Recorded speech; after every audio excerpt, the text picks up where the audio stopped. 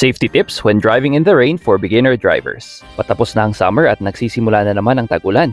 Challenging and potentially dangerous ang pagmamaneho kapag malakas ang ulan, lalo na para sa mga kapwa drivers natin na beginners pa lang. Here are 4 quick tips para makasiguradong safe ang inyong driving experience this rainy season.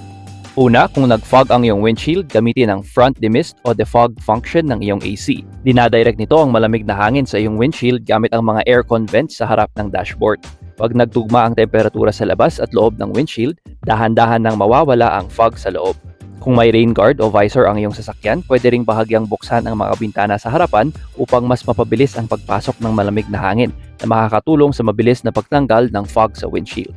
Pangalawa, kapag malakas ang buhos ng ulan at apektado ang visibility, kung ang concern ay baka hindi ka makita ng ibang drivers, imbis na gamitin ang hazard lights, i-on na lamang ang iyong fog lights o headlights. Kapag naka-on ito, automatic din na iilaw ang mga tail lights sa likuran.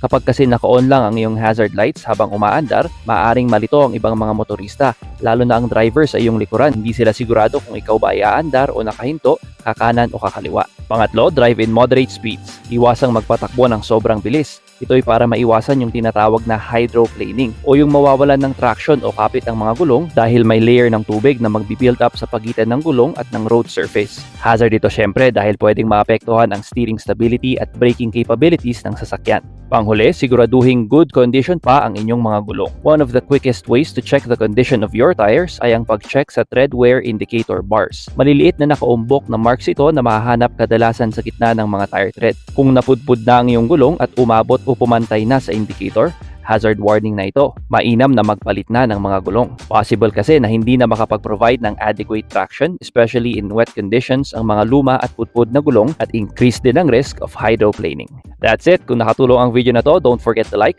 comment nyo na rin kung may additional tips pa kayo, and subscribe for more.